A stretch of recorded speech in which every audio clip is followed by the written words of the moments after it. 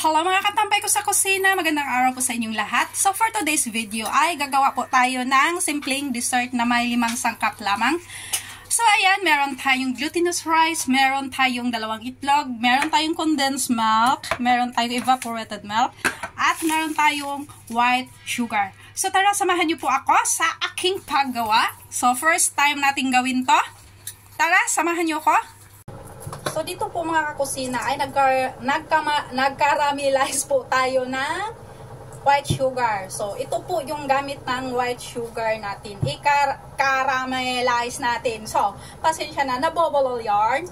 So, ayan. Ayan, malapit na. Ayan. Galaw-galawin lang natin yan para hindi siya masunog. Huwag natin yan sunugin kasi papait po yung ating gawa. So, ayan. Wala namang kakain po pag mapait, di ba? So, ayan. Ayan, hintayin lang natin yan na matunaw talaga siya lahat. So, ito na mga kakusina. Tunaw na siya. Ayan. Tunaw na tunaw. So, ililipat natin kasi dito natin i-steam.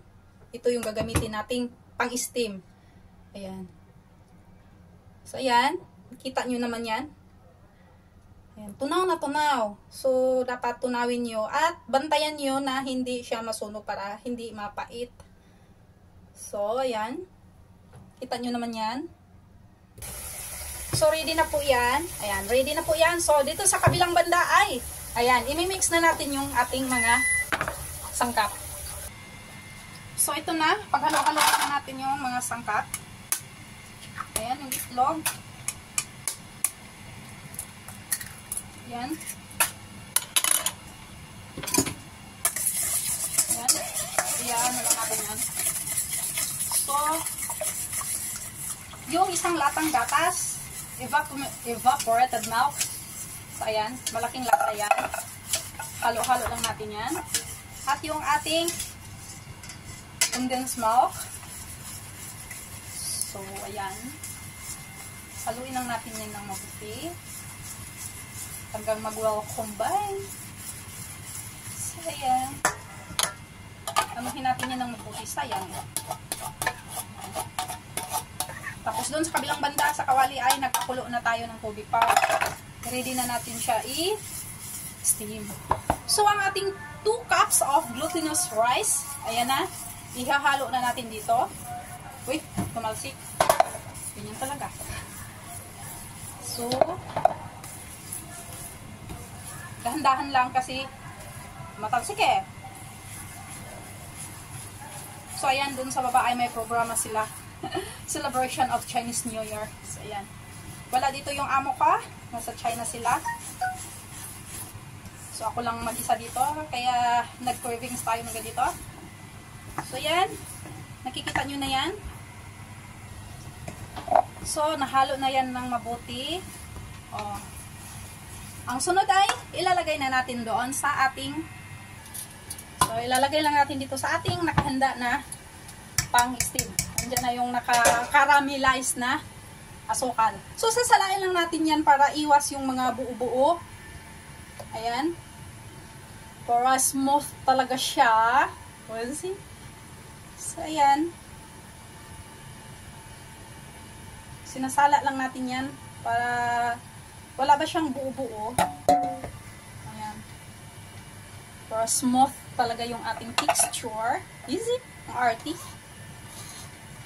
Ayan.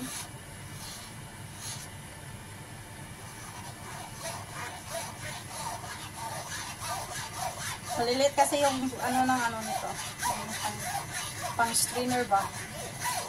Strainer talaga to ng itlog. Pag nag-i-steam ako ng itlog, ito yung ginagamit ko.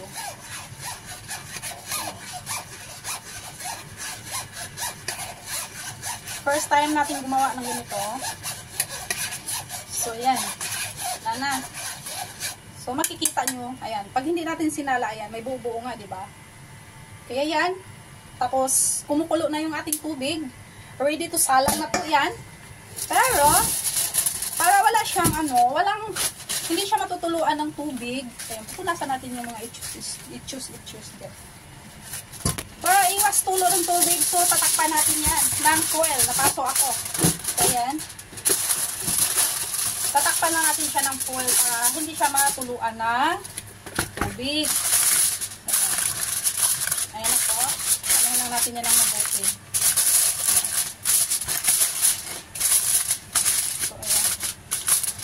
So, ayan ha. Isasalang na natin dito. So, ayan po, nakasalang na yan. Isisit na natin yung timer ng, ayan. Ganda yan, ano, may timer kami dito. Ayan. 45 minutes. Ayan. So, ayan. Hihintayin natin yan ng 45 minutes. At babalikan ko po kayo kung anong resulta, kung palpak ba or ano. So, ayan. So, ayan na mga kakusina. Tingnan natin kung luto. Diba? Tutusukin daw yan para malaman natin kung luto ba talaga. So, ayan, walang ano. So, ibig sabihin, luto na yan. So, i-cool down muna natin yan. Tapos, ilalagay natin sa freeze bago natin kainin. Kasi mas masarap ang malamig. Ayan. Oh, mamaya, papakita ko ulit sa inyo. Nakakatakam na. Gusto ko nang tikman, kaya lang mainit pa yan. Kailangan pa natin ipapalamig yan. So, ito na mga kakusina. Lumamig na. Tatanggalin lang natin yan dito. Babalik to rin natin.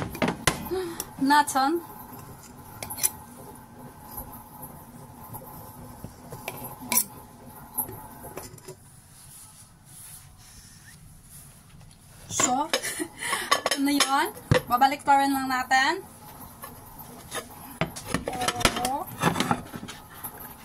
So, ayan. Wala kasing ano, walang kwadrado ba? So, ayan. Pero ibabalik ko yan dyan. Binaliktad ko lang. Ayan. Ibabalik ko lang din kasi walang, yung plato, walang kwadrado ba? So, babalik ko lang din. Kasi binaliktad lang natin para makita nyo yung resulta. So, ayan. This is it. Pansit. So, ito na mga kakusina ang resulta ng ating dessert. Ayan. Parang leche flan pero yung gamit natin ay glutinous rice. So, ayan. 2 itlog lang yan. At saka gatas na evap at gatas na condense. Sara. So, ayan, sana po ay, ayan, may bagong recipe na naman akong naibahagi sa inyo. Ayan, isang dessert. So, ayan, titikman natin yan mamaya. Papakita ko sa inyo kung gaano kasarap. So, ayan, maraming salamat po sa inyong panonood. Hanggang sa muli. Bye-bye. So, ito na mga kakusina. Titikman na natin para malaman natin kung ano ba klasa, kung ganun ba katamis, kung gaano ba katamis, o tamang-tama lang ba, kung pwede ba yung may diabetes kakain nito. Oh, see? So, ayan. Ayan. Parang ano siya, excited ako. Ayan. Masaya ako kasi hindi palpak. First time kong gumawa. Ayan.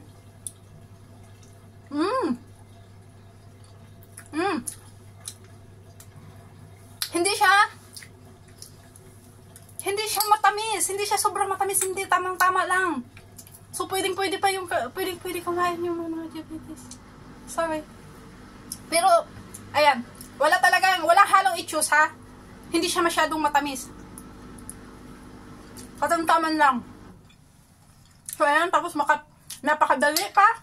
So, pwedeng-pwede ito pang negosyo. So, ayan.